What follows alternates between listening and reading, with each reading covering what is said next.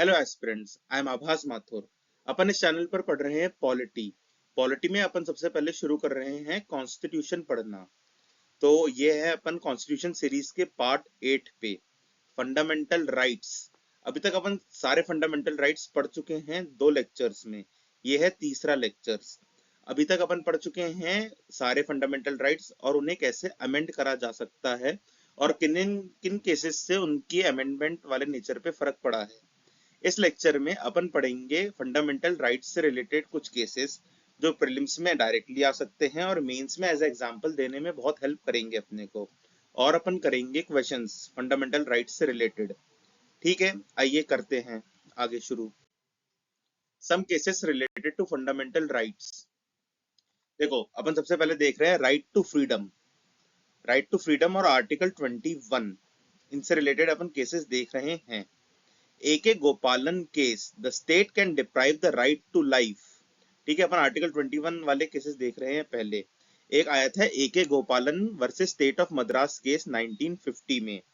उसमें कहा गया था the state can deprive the right to life and personal liberty of a person based on a law.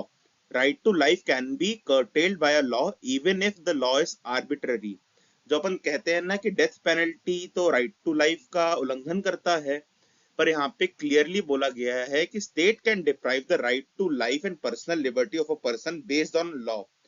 कि death penalty का law है, उसके आधार पे अपन किसी की लाइफ ले रहे हैं। फर्क नहीं पड़ता कि वो लॉ आर्बिट्ररी ही क्यों ना हो। ऐसा जजमेंट आया था AK Gopalan versus state of Madras case 1950 में।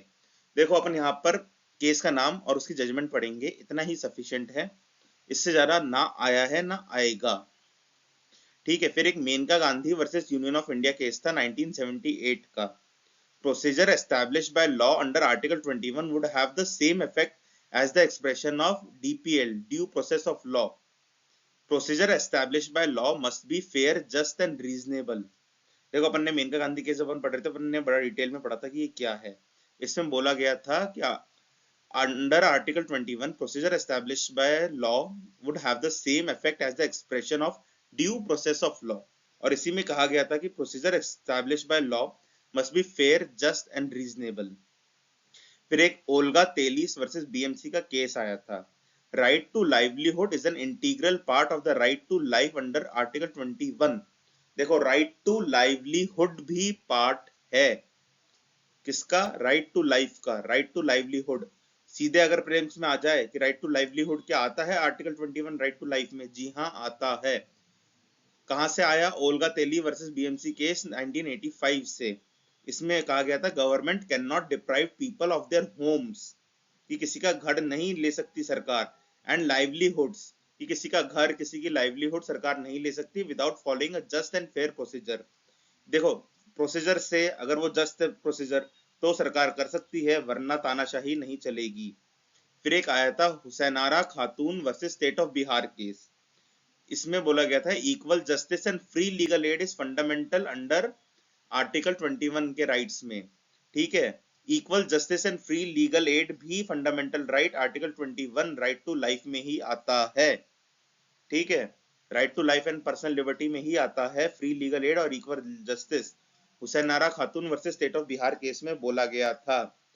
Aruna Ramchandra Shanbaug versus union of India case. इसमें बोला गया था legalise passive euthanasia, right to die with dignity. देखो, कुछ लोग होते हैं ना वेंटिलेटर पे पड़े रहते हैं, उनकी बॉडी धीरे धीरे डिग्रेड होती है, फिर उन जाके उनकी डेथ होती है। पर right to die with dignity भी तो एक राइट टू लाइफ के अंडर ही आता है। तो ये कॉन्सेप्ट आया था अरुणा रामचंद्र शॉनबॉग केस। अब देखो, इसमें लंबी कहानी है कि मेडिकल बोर्ड का प्रिस्क्रिप्शन लगता है, डिस्ट्रिक्ट मेडिकल बोर्ड का, डॉक्टर की परमिशन होनी चाहिए, फैमिली मेंबर से सिग्नेचर होने चाहिए, एथनीसिया को लेके, पैसिव एथनीसिया को लेके। तो वो एक लंबी कहानी है, वो अपन बाद में पढ़ेंगे। पहले ये देख लो, right to die with dignity, ये भी अंडर आर्टिकल 21 ही आता है। Aruna Ramchandra Shanbaug versus union of India case में। देखो, ये केसेस अपन मेंस में लिखेंगे ना, अपना आंसर होता है स्ट्रॉन्ग, इसलिए अपने यहाँ पढ़ा रहे हैं। Supreme Court Common Cause versus union of India.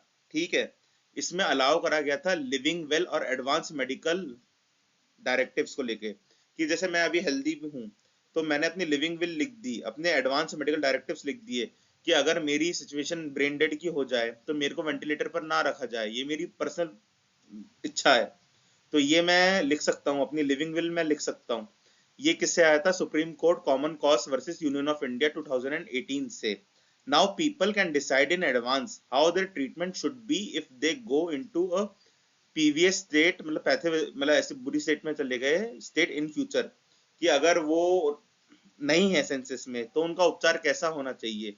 ये आप लिविंग विल या एडवांस मेडिकल डायरेक्टिव्स में लिख सकते हैं, supreme court versus common cause of India case के जजमेंट के आधार पे। देखो अपन ने क्या क्या देखा इसमें। राइट टू लाइवलीहुड, ये भी आता है आर्टिकल 21 में, ठीक है। Equal justice and free legal aid, ये भी आता है। Right to die with dignity, ये भी आर्टिकल 21 में आता है। देखो एक अच्छी लाइफ को लेके जो जो चीजें होंगी ना, वो आर्टिकल 21 के अंडर आएंगी, ऐसे याद रखो। फिर एक आया था Justice case Puttaswamy versus union of India case 2017, ये सबको पता है, राइट टू प्राइवेसी वाला। सुप्रीम कोर्ट ने रूल करा था कि fundamental right to privacy is intrinsic to life and liberty and this comes under article 21। की राइट टू प्राइवेसी कौन सा केस था? Justice case Puttaswamy versus union of India case 2017। Right to privacy right article 21 के under आता है। देखो right to privacy कौन सा आर्टिकल के अंडर आता है, यूपीएससी 2-3 बार पूछ चुका है। तो अब राइट टू प्राइवेसी से कौन सा जजमेंट था, ये भी पूछ सकता है इस बार। तो राइट टू प्राइवेसी वाला जजमेंट था जस्टिस के S Puttaswamy versus union of India case 2017। फिर एक है Anuradha Bhasin versus union of India case 2020। क्या हुआ था इस केस में? सुप्रीम कोर्ट ने डिक्लेयर करा था कि internet is part of freedom of speech, trade and education under article 19 and 21। अपन पढ़ रहे थे ना कि फ्रीडम होना चाहिए, तो एक अपने एक्सप्रेशंस को शेयर करने का मीडियम है ना इंटरनेट।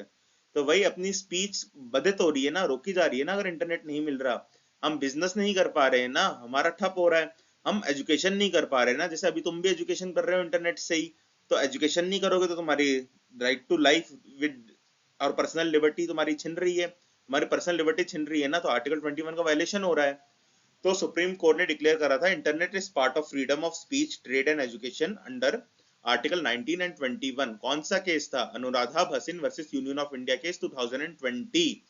सारे केसेस याद रखने हैं, मेंस में मजा आएगा जब अपन पॉलिटी में केस केस लिख कर आएंगे ना, कि केस लिखेंगे उनकी जजमेंट लिखेंगे, तो अपना आंसर होगा स्ट्रॉन्ग। अब देखो राइट टू फ्रीडम के भी कुछ कुछ केसेस हैं, देख लो। Ramesh Thapar versus state of Madras case. Freedom of speech is equal to freedom of circulation. कि जैसे हमारी जो फ्रीडम ऑफ स्पीच है ना, तो वो इक्वल है फ्रीडम ऑफ सर्कुलेशन के, कि मैं अपनी बुक लिख सकता हूँ, मैं अपनी मैगजीन लिख सकता हूँ, मैं अपना आर्टिकल कहीं भी पब्लिश कर सकता हूँ। और इसी में बोला था कि press is essential to democracy, democracy में प्रेस एक एसेंशियल पार्ट है, ये बोला गया था Romesh Thapar versus state of Madras case में। Freedom of speech is equal to freedom of circulation. अब आ जाएगा फ्रीडम ऑफ सर्कुलेशन किसके इक्वल है? Freedom of circulation freedom of speech के इक्वलेंट है, आर्टिकल 19। याद रखना, कहीं भी गलत करके नहीं आना, आप अरे हार्ड से हार्ड सवाल पूछ ली यूपीएससी, अपन सही कर आएंगे, अपन ऐसे पढ़ रहे हैं अपन। फिर एक होता है Bachan Singh versus state of Punjab case, 1980 में आया था। Supreme Court evolve the doctrine of rarest of the rare case for awarding the death penalty. देखो अपन ऐसे सीआईडी में देखते थे ना, एसीपी प्रद्युमन बोलते थे अब तो तुम्हें फांसी ही होगी, फांसी ही होगी। देखो हर केस में फांसी नहीं होती, चाहे वो मर्डर का हो। फांसी होती है rarest of the rare case में, कि मतलब बहुत ही घिनौना कार्य करा हो उसने, बहुत ही गलत कार्य करा हो, उसे बोलते हैं rarest of the rare case, या मतलब वो बहुत रेयर कार्य करा हो। अभी डिसाइड कौन करता है rarest of the rare case? Rarest of the rare case जजेस ही डिसाइड करते हैं, कहीं स्पेसिफिक डेफिनेशन मेंशन नहीं है rarest of the rare case की, ये भी रखना है अपने को याद। ठीक है, Bachan Singh versus state of Punjab से आया था rarest of the rare case for awarding the death penalty, ये डॉक्ट्रिन आई थी बच्चन सिंह केस से।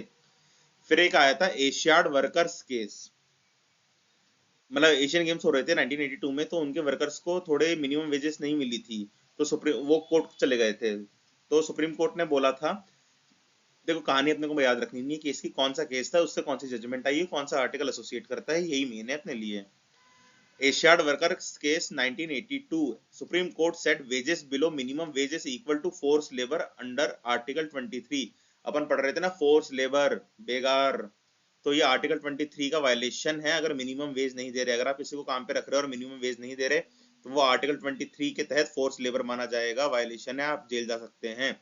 ये डॉक्ट्रिन बोली गई थी एशियाड वर्कर्स केस 1982 में सुप्रीम कोर्ट द्वारा।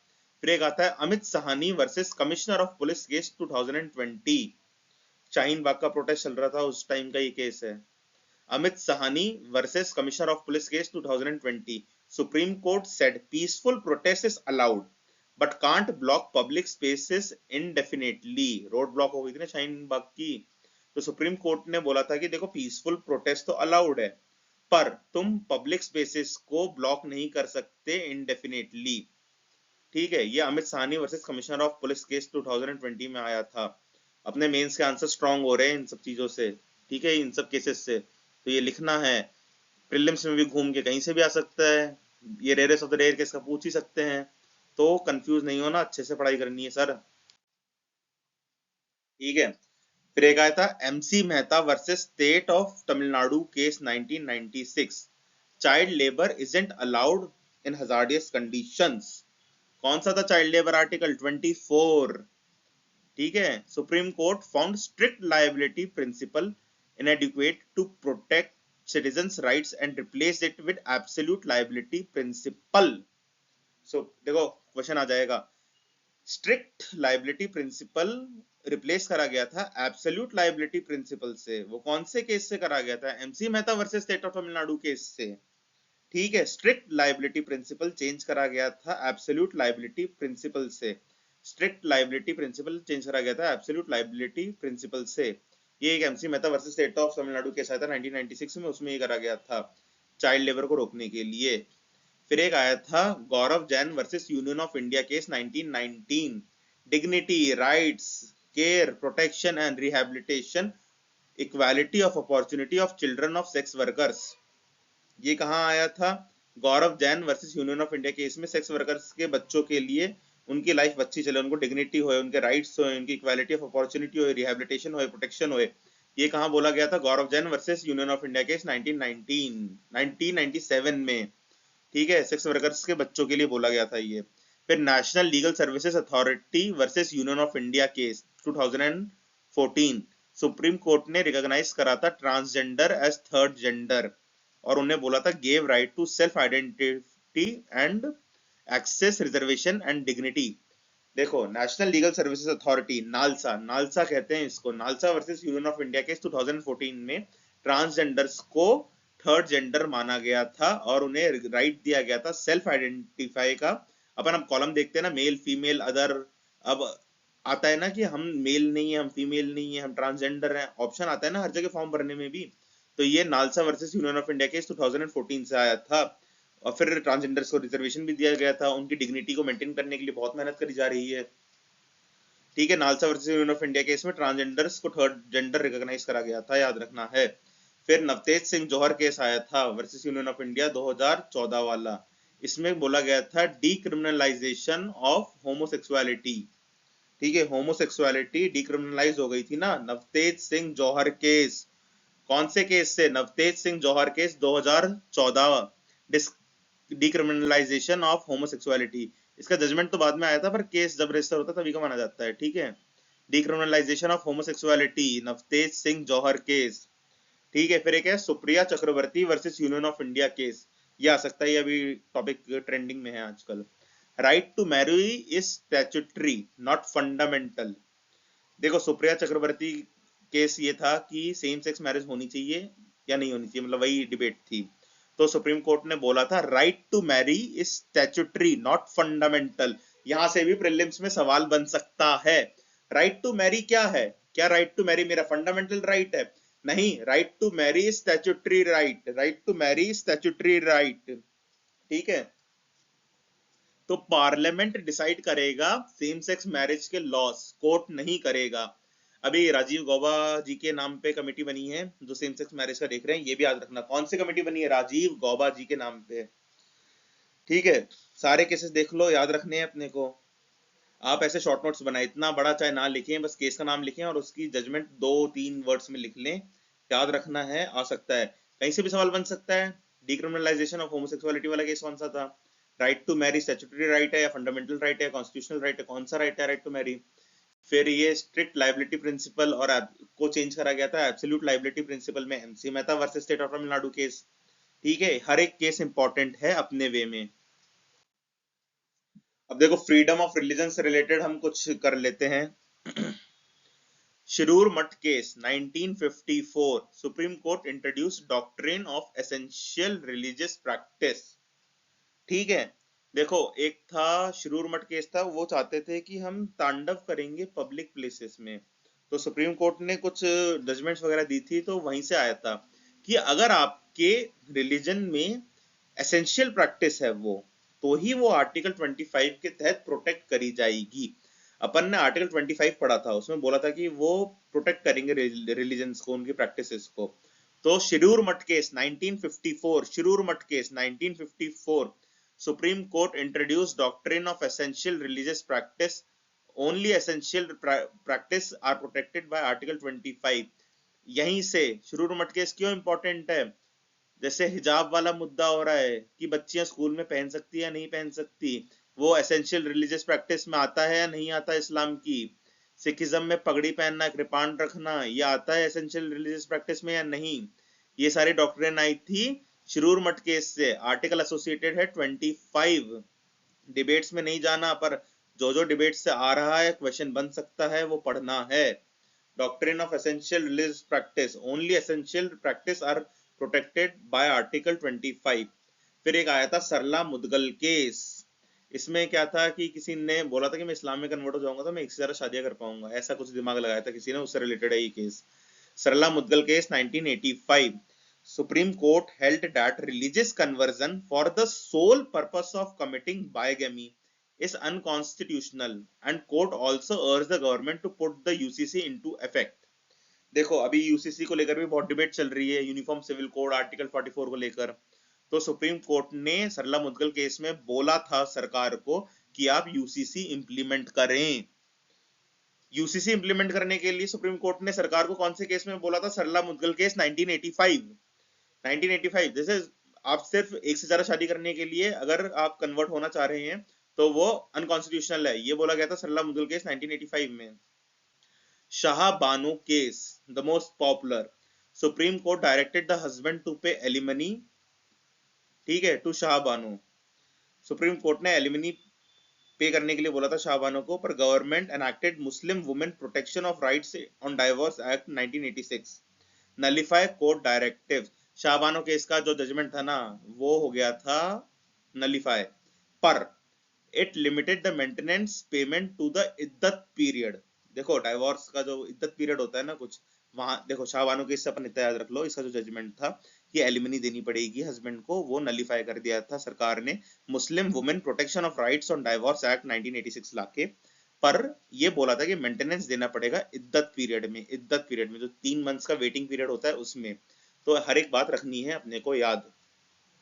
ट्रिपल तलाक, शायरा बानो केस 2017, ट्रिपल तलाक को क्रिमिनलाइज कर दिया गया था ना।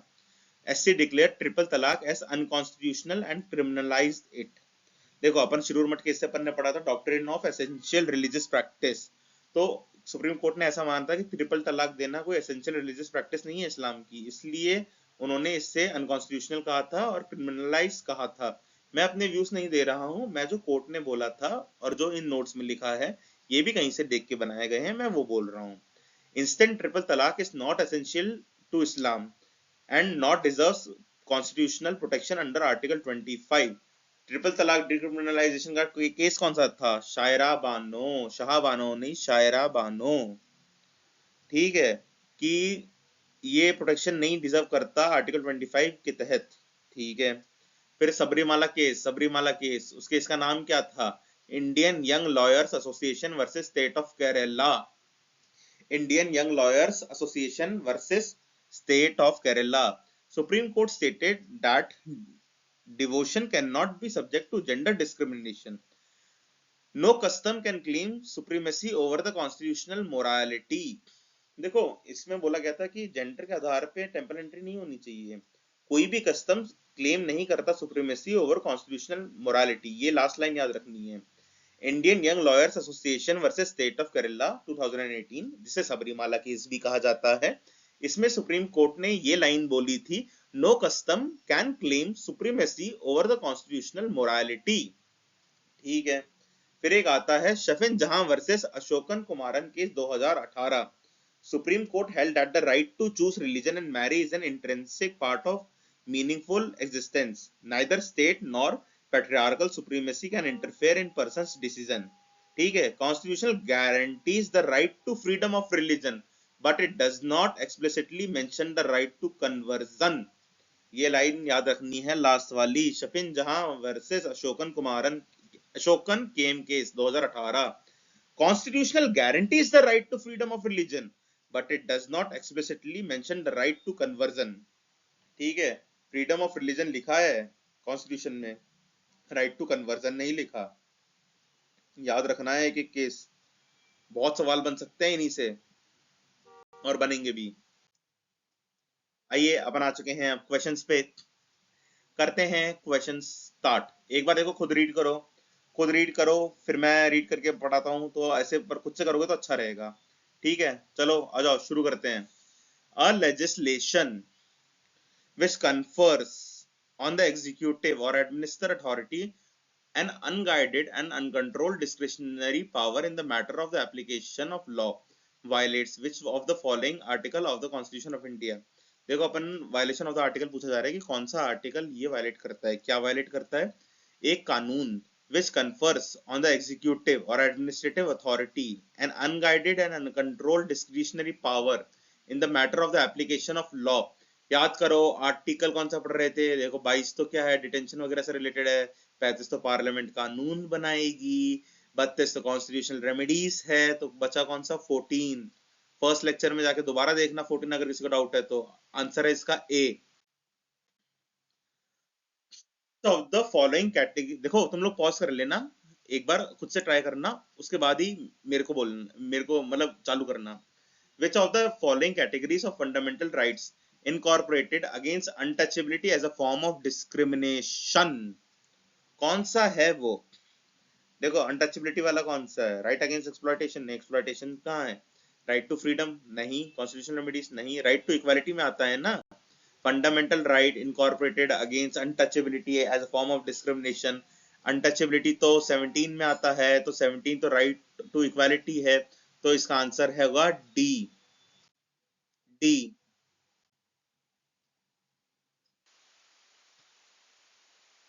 हाँ, तो अपन यहाँ है question number 3। Under which of the following articles of the constitution of India has the supreme court of India place the right to privacy? Multiple times पूछा है यूपीएससी ने, आंसर है इसका D.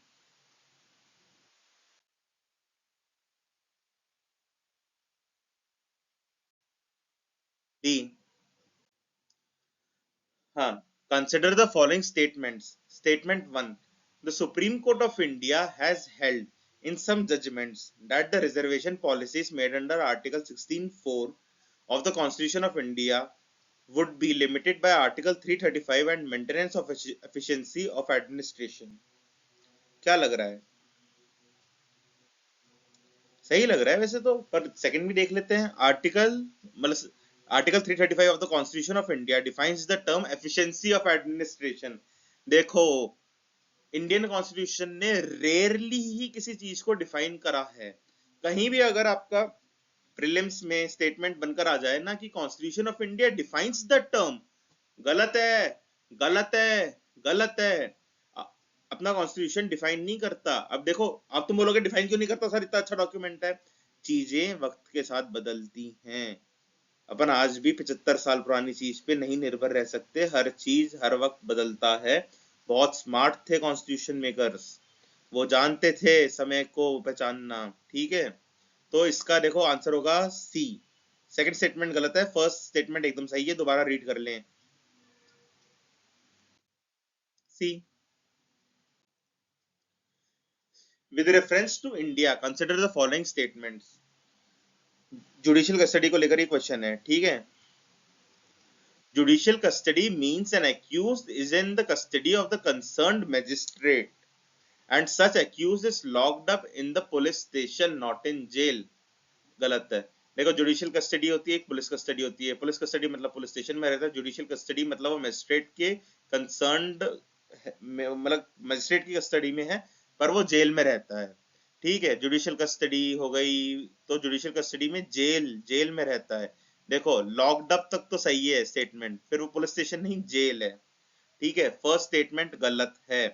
During judicial custody the police officer in charge of the case is not allowed to interrogate the suspect without the approval of the court. हाँ सही है, तभी तो वो मजिस्ट्रेट की कस्टडी में है।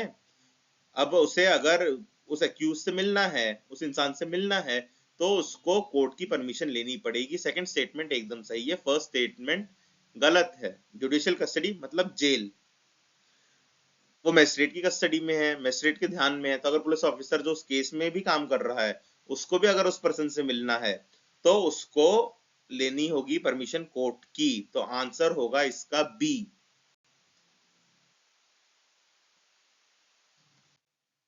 B. What is the position of the right to property in India? देखो, फंडामेंटल राइट नहीं है, अपन बहुत बार पढ़ चुके हैं। Legal right available to citizens only नहीं। Legal right available to any person, yes. Fundamental right available to citizens only fundamental right नहीं है, ये पहले था, अब ये लीगल राइट बन गया है। और डी तो पूरा ही गलत है। तो इसका आंसर है B, legal right available to any person इस right to property, article 300A, याद रखो। Which article of the Constitution of India safeguards one right to marry the person of one's choice? ठीक है, सेफ गार्ड कौन सा करता है? Article 21। देखो, यहाँ पे अपन ने पढ़ा था ना कि राइट टू मैरी आपको फंडामेंटल राइट नहीं है। ठीक है, पर कौन सा आर्टिकल है जो सेफ गार्ड करता है आपके इस राइट को?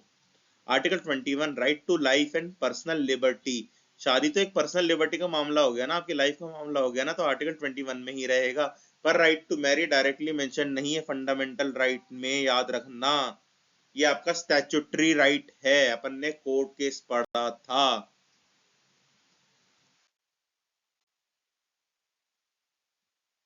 Right to privacy. ठीक है, अब राइट टू प्राइवेसी सीधे पहुंच जाओ आर्टिकल 21 और आपका हो गया।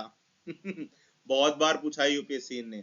Right to privacy is protected as an intrinsic part of right to life and personal liberty. Which of the following in the constitution of India correctly and appropriately imply the above statements? Article 14 नहीं, 17 नहीं, 24 नहीं। UPSC का favourite question है ये article 21, तभी तो अपन ने justice के S Puttaswamy versus union of India case 2017 पढ़ा था, जिससे देखो एक चीज यूपीएससी ने पूछी तो अपन उससे रिलेटेड 10 चीजें पढ़ेंगे, तभी तो अपन आगे जाके क्वेश्चन सही कर पाएंगे। Article 21 and the freedom guaranteed in part 3, so the most suitable answer is C, and the answer is C.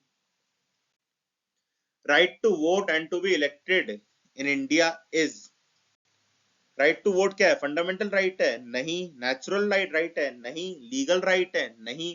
Constitutional right है? हाँ, article 326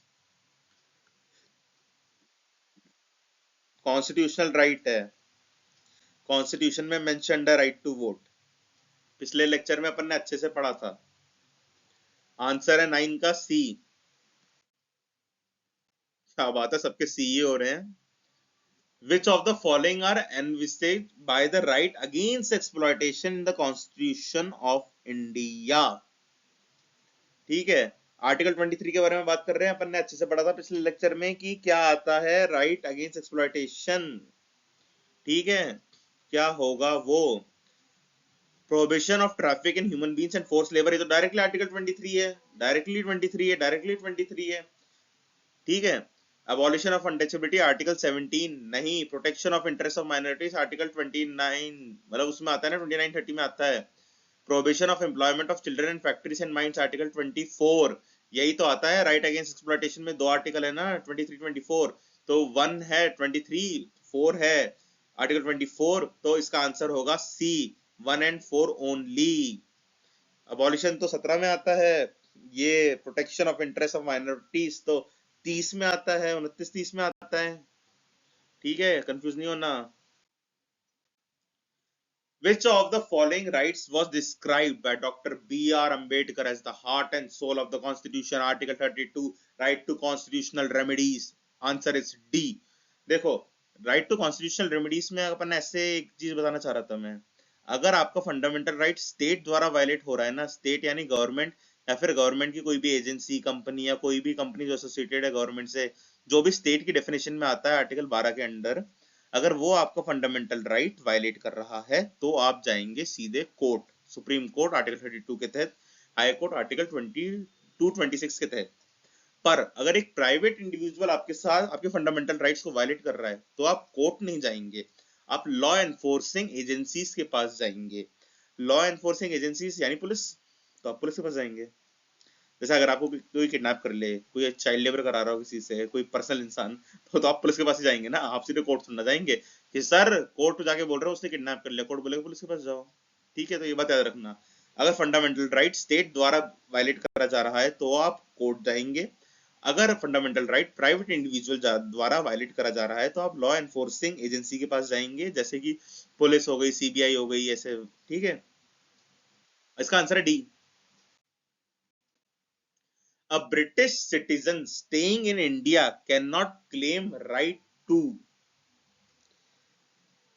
freedom of trade and profession, equality before the law, protection of life and personal liberty, freedom of religion।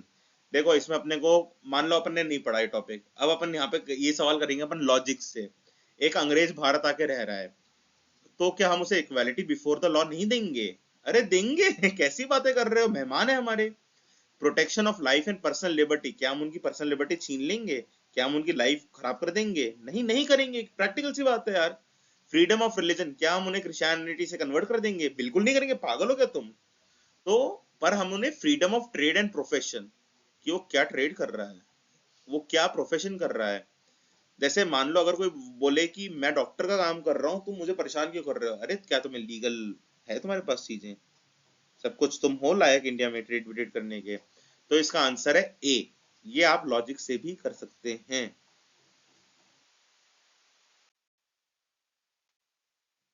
ये अच्छा सवाल है, आराम से करो करो करो, मैं भी देखता हूँ। मैच द फॉलोइंग है, इधर आर्टिकल दे रखा है, इधर उसका प्रोविजन दे रखा है। आर्टिकल 16(2) अपॉर्चुनिटीज के बारे में बात करता है ना, तो 16(2) होगा, no person can be discriminated against the matter of public appointment on the ground of race, religion and और कास्ट। तो अपॉर्चुनिटी, पब्लिक एम्प्लॉयमेंट, अपॉइंटमेंट, तो ए का तो 2 लग रहा है। हाँ लग रहा है। Article 29(2), no citizen can be denied admission into any educational institute maintained by the state और receiving state aid on grounds of religion, race, caste, language और एनी ऑफ द देम। ठीक है, इंस्टीट्यूट के बारे में बात करी जा रही है। आर्टिकल 29 सही मैच कर रहा है। आर्टिकल 30 सब क्लॉज 1, 30 में बोला गया था ना माइनॉरिटीज के बारे में, और article 30 sub clause 1, all minorities whether based on religion और language shall have the fundamental right to establish and administer educational institutions of their choice. ठीक है, सी का 3 है, तो डी का बचा कौन सा? 1। Article 31(1), right to property, no person shall be deprived of his property save by the authority of law. तो इसका मैच ऑफ द फॉलोइंग होगा ए। ए का 2, बी का 4, सी का 3, डी का 1। तो option A is the right answer. Option A is the right answer. ये तो आसान है। Which article of the Constitution of India says no child below the age of 14 years shall be employed to work in any factory or mine or engage in any other hazardous employment? इतनी बार अपन revise कर चुके हैं। Article 24। Article 24 B. Consider the following. ठीक है, right to education, right to equal access to public services, right to food, which of the above is are human rights under universal declaration of human rights? देखो, human declaration of human rights एक concept है, उसमें right to education आता है, right to food आता है, right to equal access to public services आता है। देखो, जब नाम ही है universal declaration of human rights, तो उसमें सारी बेसिक चीजें आएंगी और ये तीनों बेसिक चीजें मेंशन्ड है। आप अपने माइंड को इतना स्मार्ट करें कि आप चीजों को रिलेट कर पाए। और रिलेट कब कर पाएंगे? जब आप हर तरफ से पढ़ेंगे, खूब सारा पढ़ोगे। आप तुम खूब सारा पढ़ोगे, मैं ये नहीं कह रहा मेरे से ही पढ़ोगे, कहीं से भी पढ़ोगे, क्योंकि मैं खुद से नहीं पढ़ा मैं खुद से नहीं पढ़ा। तो आप ना सब जगह से खूब पढ़ाई करेंगे, खूब पढ़ाई करेंगे, तब आप ये बातें रिलेट कर पाएंगे, तब जाके आपके पेपर निकलेंगे, वरना आपके पेपर नहीं निकलेंगे। पढ़ने से पेपर नहीं निकलता, माइंड शार्प करने से पेपर निकलता है, और माइंड शार्प पढ़ने से ही होता है। तो आइए पढ़िए, डी है इसका right answer. Which of the following constitutional amendments was widely believed to be enacted to overcome the judicial interpretations of fundamental rights? First amendment, right to property को लेकर हुआ था काफी विवाद। फर्स्ट अमेंडमेंट ए था आंसर उसका पिछले वाले का। देखो 17 है, अच्छे से पढ़ लो। Which of the following are regarded as the main feature of the rule of law? Rule of law के मेन फीचर्स क्या हैं? रूल ऑफ लॉ के मेन फीचर्स क्या हैं? लिमिटेशन ऑफ पावर्स, हाँ है। इक्वालिटी बिफोर लॉ, यही तो है। People's responsibility to the government, नहीं, government's responsibility to the people. Liberty and civil rights, हाँ।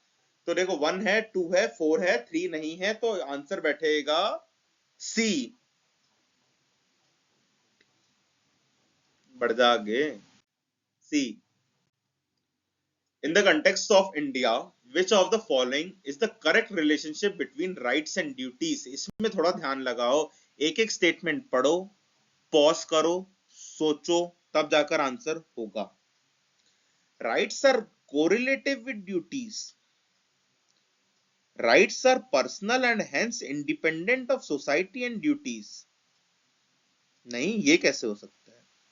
Rights, not duties, are important for the advancement of the personality of the citizens. हट, गलत। Duties, not rights, are important for the stability of the state. नहीं, rights भी तो होंगे। देखो, ए के answer सही समझ में आ रहा है मेरे को, तो वो है ए। ए ए और ए ही है। One of the implications of equality in society is the absence of। देखो, अगर सोसाइटी में इक्वालिटी लानी है तो किस चीज का एब्सेंस होना चाहिए?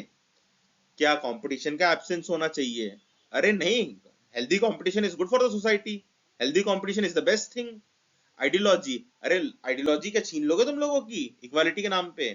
रेस्ट्रेंट्स, कोई ज्यादा पावरफुल हो रहा है, कोई तानाशाही कर रहा है, तो इक्वालिटी कैसे आएगी? प्रिविलेजेस है इसका answer. One of the implications of equality in society is the absence of privileges. देखो, रिस्ट्रेंट्स जरूरी है इक्वालिटी लाने के लिए, कंपटीशन आप हटा नहीं सकते, आइडियोलॉजी तो होनी ही चाहिए लोगों की, वरना इक्वालिटी का मतलब ही क्या है? तो इसका आंसर है A. One of the implications of equality in society is the absence of privileges. ये बहुत अच्छा सवाल लगा था मेरे को, बहुत अच्छा। Which of the following statements is correct? Rights are claims of the state against the citizens.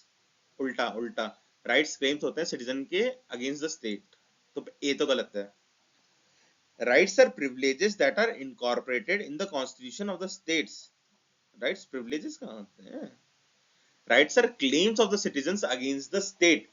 ए मैंने बोला था ना कि इंटरचेंज है, तो सी सही है। Rights are privileges of few citizens, हट गलत, तो सी है इसका राइट आंसर, सी। सी। अब आ गए अपन मेन से क्वेश्चन पे। 20 एमसीक्यू कर लिए अपन ने, बड़ी बात होती है।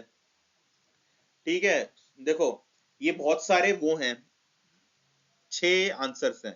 देखो, मैंने इस चैनल की ना कम्युनिटी पोस्ट पे एक टेलीग्राम ग्रुप का लिंक दे रखा है। उस टेलीग्राम ग्रुप के लिंक पे आप जाएं, हर एक आंसर उस पर मेरे को टाइप करके भेज दें, मैं उसे इवेलुएट कर लूंगा और आपको 1-to-1 मेंटरशिप भी दे दूंगा फ्री ऑफ कॉस्ट। ठीक है, देखो मेरे को मजा आता है पढ़ाने में, इसलिए मैं ये सब कर रहा हूँ फ्री में, वरना मेरा कोई इंटरेस्ट है नहीं। मैं खुद की खुशी के लिए कर रहा हूँ, आपका भी भला हो जाएगा, इसलिए कह रहा हूँ। ठीक है, एक बार जल्दी से रीड कर लें, अपन कर ही लेते हैं। Question 1, examine the scope of fundamental rights in the light of the latest judgment of the supreme court on the right to privacy. देखो, राइट टू प्राइवेसी को लेकर आपको एक्सप्लेन करना है, जैसे केस पुट्टास्वामी वाला जजमेंट वगैरह की स्कोप क्या है फंडामेंटल राइट का। ठीक है, question number 2, what do you understand by the concept of freedom of speech and expression? Speech of and expression क्या समझते हैं आप, उसको एक्सप्लेन करना है आपको अच्छे से। Does it cover hate speech, क्या ये हेट स्पीच को कवर करता है।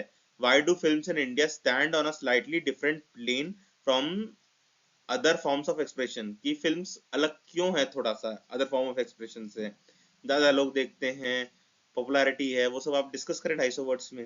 Fundamental rights enshrined in the Indian constitution have often met with a wide and varied criticism. Fundamental rights की क्रिटिसिज्म, देखो सारी चीजें कवर्ड हैं अपने लेक्चर में, थर्ड वाला प्रॉपर कवर्ड है। क्वेश्चन नंबर 4 क्या है, right of movement and residence throughout the territory of India are freely available to the Indian citizens but these rights are not absolute, मतलब इसमें restrictions हैं तो क्यों हैं, तो इसमें आप ट्राइबल एरिया के बारे में लिखेंगे, कहीं का लॉ एंड ऑर्डर बिगड़ने के हिसाब से लिखेंगे, इकोलॉजी के हिसाब से लिखेंगे, अलग अलग वो पेस्टल अप्रोच लगा देना, सारे टाइप की अप्रोच लगा देना, आराम से आंसर लिखना, मैं वैलिड करूंगा। क्वेश्चन नंबर 5 है, does the right to clean environment entail legal regulations on burning crackers during Diwali, discuss in the light. देखो राइट टू क्लीन एनवायरनमेंट भी आर्टिकल 21 में ही आता है, राइट टू क्लीन एनवायरनमेंट भी आर्टिकल 21 में ही आता है। ठीक है, तो इसमें सुप्रीम कोर्ट ने पटाखों को लेकर क्या बोला, आप अपनी राय लिखें, सारे पॉइंट्स कवर करें, मैं भी बता मेंटरशिप में बता दूंगा आपको सब कुछ। कॉन्स्टिट्यूशन ऑफ इंडिया 6 पढ़ रहे हैं, the constitution of India is living instrument, living instrument है ना, with capabilities of enormous dynamism. It is it is a constitution made for a progressive society, illustrated with special reference to the expanding horizons of the right of life and personal liberty। ठीक है, right to life और personal liberty से related ही पूरा आपको answer लिखना है, जिसमें ये सारी चीजें कवर्ड हो जाए जो जो क्वेश्चन में मेंशनड है। ठीक है, ऐसे तैयारी करें, मीन्स की right from the first day लिखने की आदत भी तो होगी तुम्हें। वहां ना 4000 शब्द लिखने पड़ते हैं 3 घंटे में, छाले पड़ जाते हैं।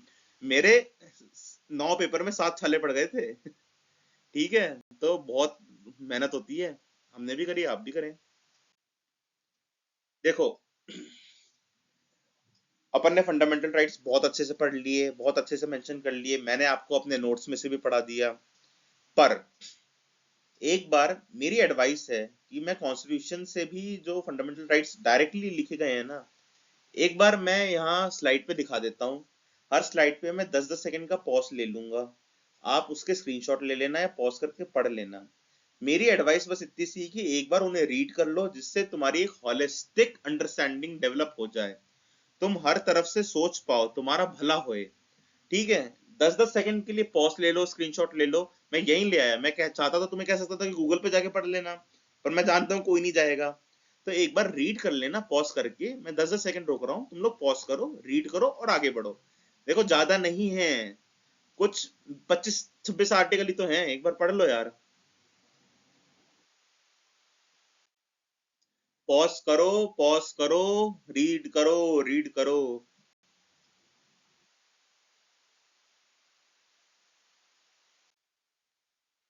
पॉज करो, पॉज करो, रीड करो, रीड करो, पॉज करो, पॉज करो, रीड करो, रीड करो, पॉज करो, पॉज करो, रीड करो, रीड करो।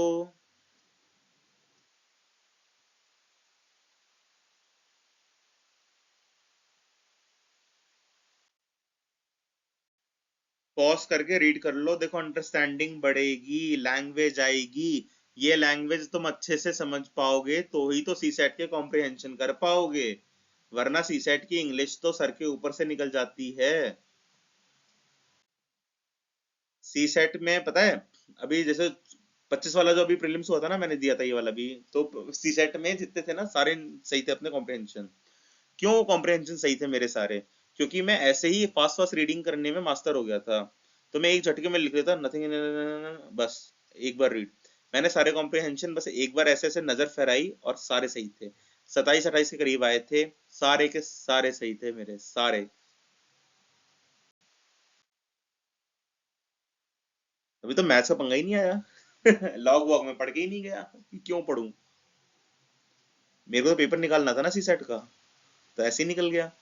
बस माइंड को ट्रेन करा, मन शांत रखा, कंसंट्रेशन बढ़ाए रखा और हो गया सही।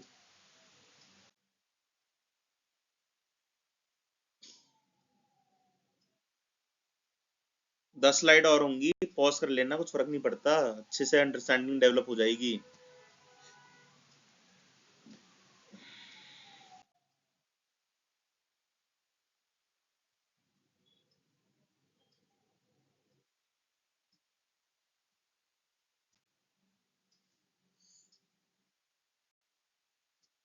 जरूरी है इसलिए दिखा रहा हूँ, टाइम पास नहीं कर रहा।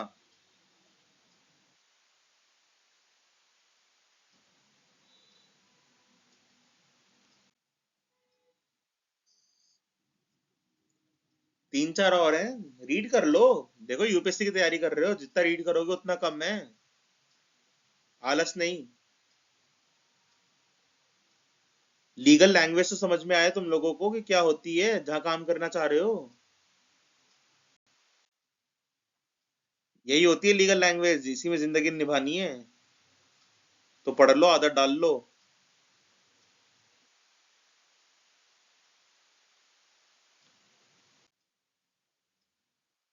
31 बहुत लंबा आर्टिकल है, एक बार कहानी समझ में आ जाएगी इससे, हमने समझाई है, एक बार दोबारा पढ़ोगे रिवाइज ही होगा।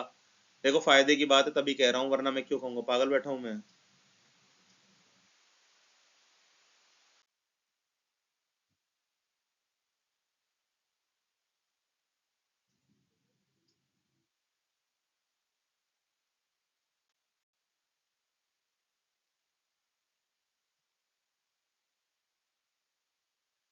करना पॉज।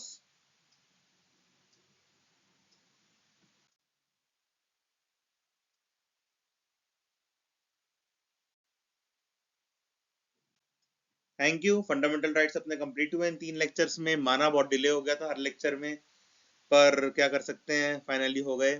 देखो जिसको भी मेंटरशिप चाहिए हो ना, फ्री ऑफ कॉस्ट, अपनी इस चैनल की कम्युनिटी पोस्ट पे जाना, या जो मेरे शॉर्ट्स हैं उस पर मैंने लिंक भी डाल रखा है चैनल का टेलीग्राम के, उस पे मेरे को मैसेज कर देना, अपन बात करते हैं, जो भी डाउट हो सारे रिजॉल्व हो जाएंगे।